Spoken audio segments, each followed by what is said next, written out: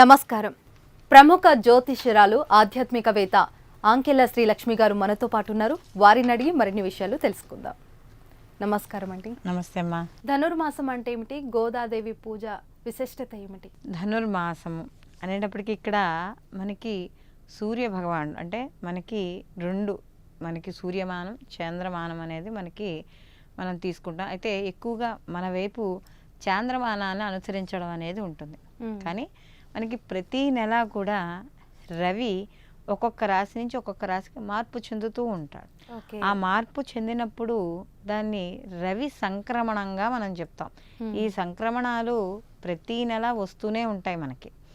అయితే అందులో మనం విశేషంగా చెప్పుకునేది రవి తులారాశిలోకి వచ్చినప్పుడు కార్తీక మాసం వస్తుందని, ఈ ధనుస్సు రాశిలోకి రవి ప్రవేశించినప్పుడు ఈ ధనుర్మాసం వస్తుందని, అలాగే మకరంలోకి ప్రవేశించినప్పుడు మకర సంక్రాంతి, ఇలా మనం రవి ఒక్కొక్క రాశిలోకి మార్పు చెందినప్పుడు మనకు ఒక్కొక్క విశిష్టతగా మనం చెప్పుకోవడం అనేది జరుగుతుంది. అందులో భాగంగా ఇప్పుడు రవి ఎప్పుడైతే ఈ ధనుస్సు రాశిలోకి ప్రవేశిస్తాడు అంటే మనకి మార్గశిర మాసంలోనే ధనుర్మాసం మొదలవడం అనేది జరుగుతుంది.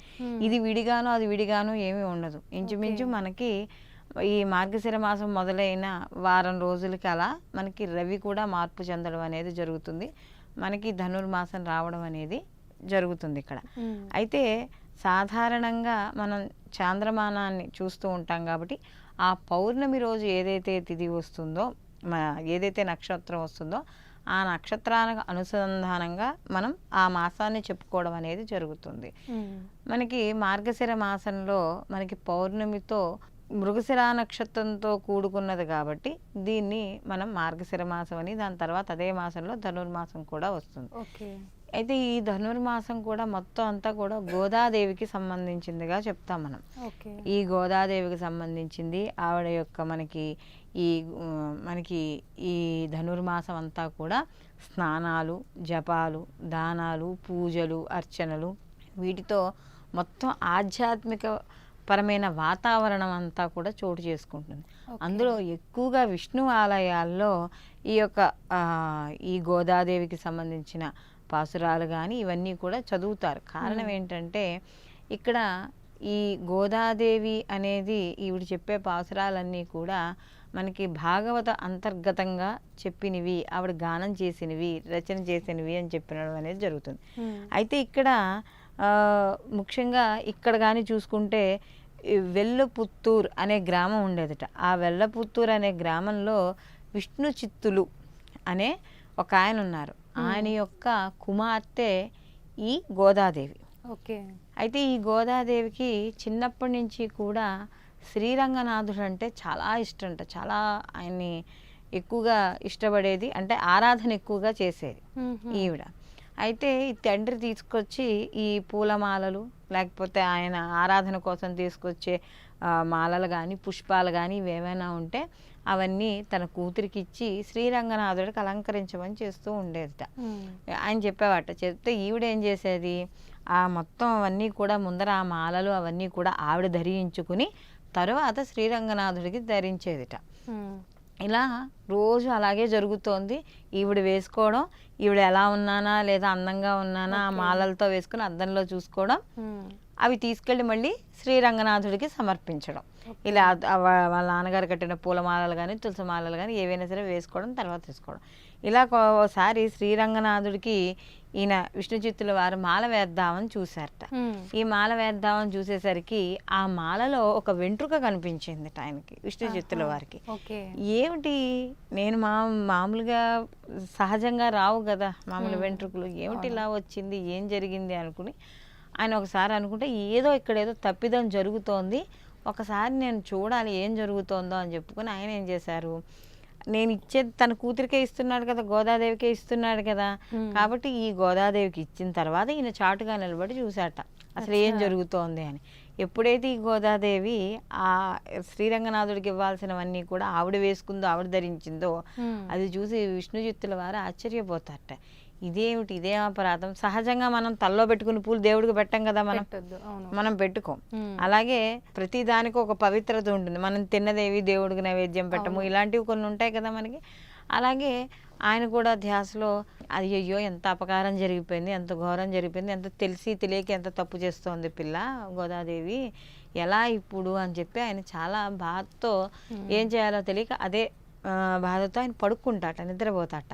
నిద్రపోయే టైంకి ఆయనకి కలలో శ్రీరంగనాథుడు ఆయనకి కలలో కనిపించి, నువ్వు బాధపడాల్సిన అవసరం ఏమీ లేదు, గోదాదేవి సాక్షాత్తు లక్ష్మీ స్వరూపము, ఆమె తులసీదేవి దగ్గర ఆవిడ జన్మించింది కాబట్టి గోదాదేవి సాక్షాత్తు లక్ష్మీ స్వరూపమే కాబట్టి ఆవిడ ధరించి ఇచ్చింది, నేను వేసుకోవచ్చు, నాకు అదే ఇష్టము, అలా ఆవిడ ధరించి ఇచ్చినవి నాకు వేస్తేనే నాకు ఇష్టము అని చెప్పి చెప్తాడు. అయితే అందుకనే ఆవిడ ఏం చేసేదిట, ఈ గోదాదేవి ప్రతిరోజు స్వామివారి దగ్గరికి వెళ్ళేది.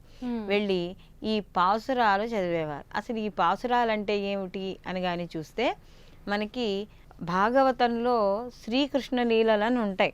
మనకి కృష్ణుడు చిన్నప్పుడు ఉన్నప్పుడు ఆ పాసురాలని ఆవిడ ఏం చేసిందంటే అన్ని గానం చేసింది. అంటే ఇప్పుడు మనం చెప్పుకున్నట్టుగా శ్లోకాల రూపంలో వాటిలో ఆవిడ గానం చేసింది. అయితే ద్రవిడ సంప్రదాయంలో మనకి ఆ శ్లోకాలు గానం చేసినప్పుడు దాన్ని పాసురాలుగా, అంటే దానికి కొన్ని కొన్ని వర్డ్స్ మారుతూ ఉంటాయి కదా. అంటే ఇక్కడ తమిళంలో ఉంటాయి మనకి చూస్తూ ఉంటే, మనకి మామూలు తెలుగులో కానీ ఒక సాంస్క్రిట్లో ఉన్నట్టుగా ఉండవు. నోరు కూడా కొన్ని కొన్ని నోరు తిరగవు మనకి, అంటే రాని వాళ్ళకి, వచ్చిన వాళ్ళకి అటువైపు తిరుగుతాయి కానీ. సో అవన్నీ కూడా ద్రవిడ భాషలో వాళ్ళు తమిళంలో ఉంటాయి. కాబట్టి అలాంటి తమిళ భాషలో వాళ్ళు పాసురాలు 30 పాసురాలు ఆవిడ రచన చేయడం అనేది జరిగింది. కాబట్టి ఒక్కొక్క రోజు ఒక్కొక్క పాసురం చొప్పున ఈ నెల రోజులు కూడా, అంటే మళ్ళీ రవి ఈ ఇక్కడ ధనుర్మాసం నుంచి మనకి, అంటే ఈ ధనుస్సు రాశి నుంచి మకర రాశిలోకి ప్రవేశించే వరకు, అంటే మళ్ళీ మకర రాశిలోకి వచ్చేటప్పటికి మనకి భోగి, ఇంచుమించు మనం భోగే కదా, అంటే భోగి రోజుతో మనకి ఈ యొక్క ధనుర్మాసం అనేది ఎండవడం అనేది ఉంటుంది. ఈ నెల రోజులు కూడా ఈ యొక్క గోదాదేవి రచన చేసిన ఈ పాసురాలను ప్రతిరోజు చదువుకుంటూ వాటికి సంబంధించిన పూజలు చేసుకుంటూ ఆ గోదాదేవిని శ్రీరంగనాథుణ్ణి కూడా అర్చన చేస్తూ వీళ్ళు ఈ ఆధ్యాత్మిక జీవనంలో గడుపుతూ ఉండడం అనేది జరుగుతుంది. అయితే మరి అసలు ఈవిడ భాగవతంలోంచి తీయడానికి ఆధారం ఏమిటి అంటే, భాగవతంలో తీసింది కదా అని చూస్తే ఇది ఇక్కడే కాదు, అంటే ఆవిడ శ్రీరంగనాథుడిని భర్తగా పొందడానికి చేసింది ఈ పాసురాలు. మనకి భాగవతంలో కూడా కనబడుతుంది. ఈ గోపికలు శ్రీకృష్ణుని భర్తగా పొందాలని చెప్పి వారు ఒక వ్రతాన్ని సంకల్పం చేస్తారు.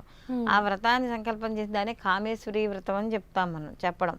ఆ కామేశ్వరి వ్రతం చేసుకునేటప్పుడు కూడా ఈ పాసురాలు వాళ్ళు ఈ పాసురాలు మూలంగా చెప్పడం కూడా జరుగుతుందంటే వీటికి, అంటే ఈ కామేశ్వరి వ్రతం ఎవరైతే చేస్తారో వాళ్ళకి అవగాహన ఉన్న వాళ్ళు కూడా ఈ పాసురాలను చదవడం వల్ల కూడా తొందరగా వివాహం అవుతుంది. అంటే వివాహం కాని స్త్రీలు ఎవరైనా ఉంటే మనకి కామేశ్వరి వ్రతం చేసుకుంటే ఎట్లా అవుతుందో ఈ పాసురాలు ధనుర్మాసంలో ఉండే ఈ 30 పాసురాలు ప్రతిరోజు నెల మొత్తం నియమనిష్టలతో ఉండి ఈ తెల్లవారుజాన ప్రాతకాలాన్నే లేచి వీళ్ళ కాలకృత్యాలన్నీ తీర్చుకుని విష్ణువాలయానికి వెళ్ళి అక్కడ ఈ పాసురాలు చదువుకుని, లేకపోతే అక్కడ వరకు వెళ్ళలేని వాళ్ళు ఇంట్లోనైనా సరే చదువుకుని చేయడం వల్ల ఆ ఇంట్లో తప్పకుండా శుభకార్యం జరుగుతుంది అని చెప్పడం అనేది జరుగుతుంది. కాబట్టి ఈ ఏదైతే ఈ గోదాదేవికి సంబంధించిన పాసురాలు ఉన్నాయో అవి ఇంట్లో చదువుకోవడం అనేది చాలా విశేషంగా చెప్తారనమాట. అందులో మనం ఇంతకు ముందే వీడియోలో కూడా చెప్పుకున్నాం, మార్గశీర్ష మాసం అంటే మాసాల్లో కల్లా చాలా ఉత్కృష్టమైనది అని విష్ణు ఆరాధనకి. కాబట్టి ఈ మాసంలో ఈ ధనుర్మాసాన్ని అందరూ కూడా సద్వినియోగం చేసుకోవాలి. అనవసరమైన కాలక్షేపాలు వాటికి చేయకుండా, అక్కర్లేని మాటలను లేకపోతే ఏవోనో చేయకుండా ఈ మాసం అంతా కూడా ఈ ధనుర్మాసం, అందుకనే మనకు చెప్తారు చూడండి, నెల పొడుపు వచ్చిన తర్వాత కూడా మనకి శుభ కార్యక్రమాలు కూడా ఏమి ఉండవు. అయ్యో మేము పెళ్ళిళ్ళకి వెళ్ళాం ఎక్కడికి వెళ్ళాం అని చెప్పుకోవడానికి కూడా ఏమి ఉండవు, ముహూర్తాలు ఉండవు ధనుర్మాసం మొదలైన నెల పొడుపు మొదలైన దగ్గర నుంచి కూడా. కాబట్టి ఈ ధనుర్మాసం అంతా కూడా మనకి ఈ శ్రీరంగనాథుని యొక్క ఆరాధన ఎక్కువగా కనపడుతూ ఉండడం అనేది జరుగుతుంది. ఓకే, థ్యాంక్ యూ అండి. చాలా చక్కగా ధనుసు రాశి గురించి చాలా చక్కగా వివరించారు. ధన్యవాదాలు. నమస్తే.